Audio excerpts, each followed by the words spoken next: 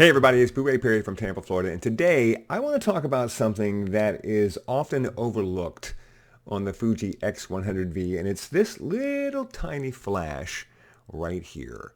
I can tell you from my own experience that I don't use it that often. I think that most people who have the Fuji X100V don't use the flash because that's not really what they bought the camera for. They want to be fast, they want to be easy, they want to be convenient. They like black and white, they like natural light, and so they don't really use this little flash. It's also direct flash, which if you're a professional photographer, you hate direct flash. You always like directional flash that comes in from the side, right, off camera light. You don't like direct, straight over the camera lens flash. It's a flat light, and it causes red eye. You just don't like it.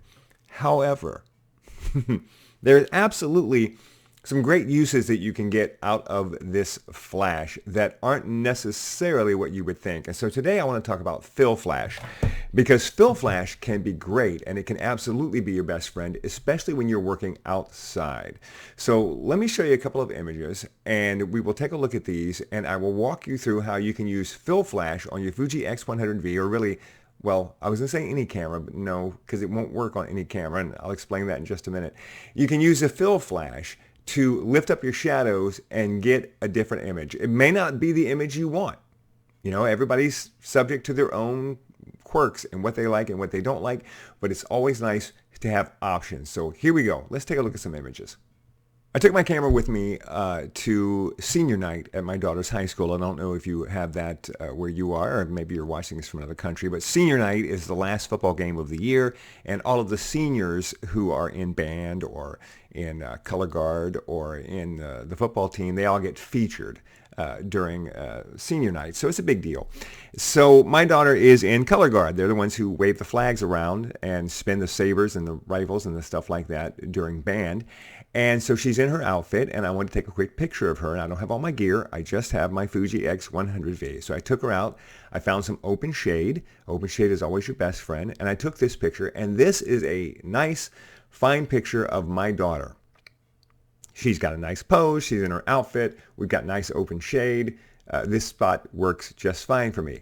So then I decided, and this is the thing, when I went that night, I went purposely with the idea of wanting to use my flash more because I feel like I don't use it enough. And so I went and I said, I'm going to use my flash more. So I changed my settings on my camera, and I used my flash, and this is what I got instead. So this is straight out of camera pretty much, here to here. These are the two different pictures that I got. So let's walk through the difference in the pictures and also how I got them. So for this, I've got my camera set up where I'm selecting the aperture myself. I'm in aperture priority mode, and I've selected 3.2, f3.2. And I have got my ISO and my shutter speed set to auto mode. I have a video on my channel about how I set up my auto modes for ISO and for shutter speed, so you can check that out. I'll put a link right at the top here, and I'll try to remember to put one in the description as well.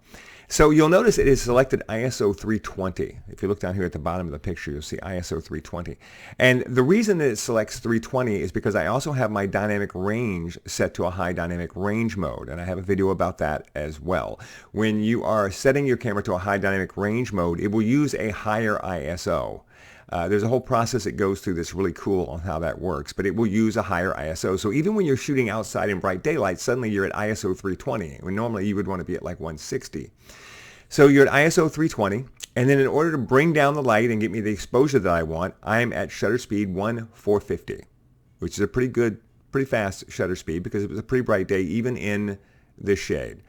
So then I turned on my flash, and the way I have my flash set up, and I think there's probably a video about this on my channel as well, is when I'm using my flash for fill flash, I like to set my flash up to -2/3 of a stop, -7 they call it, -7 on my flash, because I don't want full power from my flash. I just want enough power to lift the shadows that I'm getting in the face. So I'm at -7 power. I turn on my flash, and this is what I get. Now let's take a look at the settings and see what happened within the camera. Here, my original settings, ISO 320, 450 on my shutter speed. Here, it has changed my shutter speed to 480. It's gone up a 30th of a second on my shutter speed. Now, why has it done that? Well, the camera is trying to get the correct exposure on the picture. So it thinks the correct exposure is right here. ISO 320, shutter speed 450, f-stop 3.2. But now when I've turned the flash on, it knows that there's going to be flash in the picture. In fact, when it takes the picture, it shoots the flash and gives it a little reading. And now it's reading the flash. So there's extra light in the picture. And in order to compensate for that extra light, it raises the shutter speed to 480. So part of the side effect of using this flash is that raising the shutter speed drops the background down a little bit. So if you look back here, see the brightness of these trees, and then you look at it again, you can see it's a little bit darker here. So it actually brings your background down just a little bit. And you can do this more if you want to. You can manually force the camera to go underexpose even more and let the flash pick her up and get the background even darker. But I didn't want it to be a super flashy looking picture. I just wanted to pick up the shadows. So this is the effect that it has on the picture. Now, is it better? Well, that's really up to you. There's nothing wrong with this. And with a little work, you can raise up the face here a little bit, make this brighter. Right here in Capture One, you can make the face a little bit brighter. You can do a little work on it. It's going to be a fine picture, and everybody's going to be happy with it. However, it's nice to have this in your back pocket. It's nice to know that if you want this, you can get this, right? All right, so let's look at one more. Here we go. Here she is with the trainer. This is the trainer, the coach. This is the guy who runs Color Guard. Dawson, great guy, and he's the guy who's in charge. My daughter happens to be the captain this year. So she wanted a picture with Dawson. So here's a picture of Dawson, and it's shot all natural light. And I'm letting the camera do everything. I've just got the f-stop set to 3.6 and let the camera do everything else. And again, ISO 320 and shutter speed 450. Then I turn on the flash, and I get this. And here you can see it dropped the background even more. It raised the shutter speed to 1/500th of a second here, which really brought down the background more. So if you look here, the background, and then here, you can see it got much darker back here. Much darker, 50th of a second more of darkness.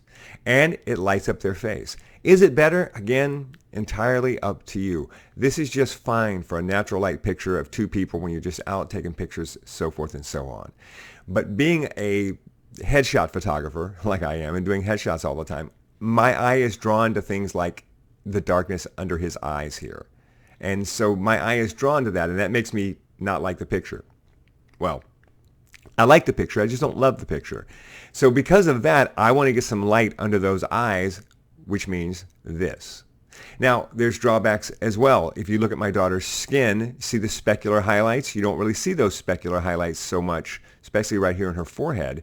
But here you do, because that flash is going to illuminate and bounce off of the sweat that is on her skin, and you're going to get some specular highlights. You're going to get some glare there. But you can fix that. Right? That's easily fixable. In fact, I will show you over in Photoshop. I say it's easily fixable. I wouldn't say if easily is the word. Over in Photoshop, you can see this is the original, and then with a little work in Photoshop, I get to this, and I can take down those highlights. And this would be my final picture. Like if my daughter said, I want this to go in the yearbook, this would be what I would give them for the yearbook. Although, I may have gone a little too far on the skin smoothing.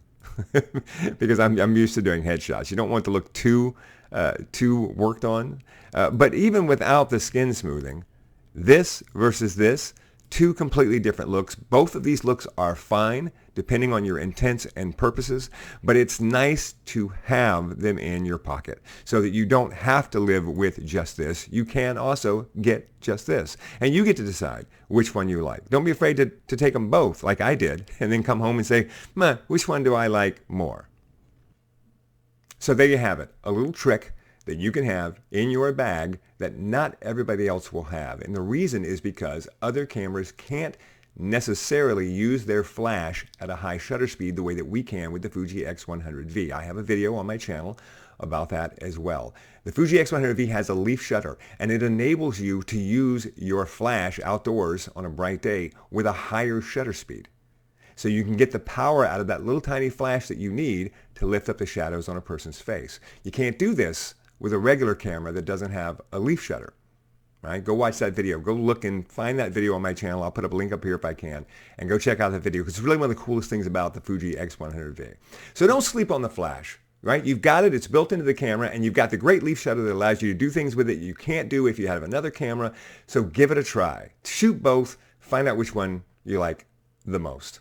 Hey, don't forget to check out my website. Just go to BluRayPerry.com/education. You'll see everything that I have there. I have a couple of great free ebooks, how I set up my cameras after I first buy them. Also 20 definitions that I think everybody should know if they want to learn photography. These are 20 things that you're going to want to have in your back pocket. I understand what these things are whenever you watch videos and stuff, so you understand what photographers are talking about. I also have a fantastic ebook on natural light, the very situation I was just working in, how to work best in natural light, how to set your camera up in natural light for great results. I have a video on off-camera lighting, and you can get coaching directly from me. One-on-one Zoom coaching where we get on the Zoom, I answer all of your questions, and I walk you through step-by-step whatever your problems are to help you become a better photographer.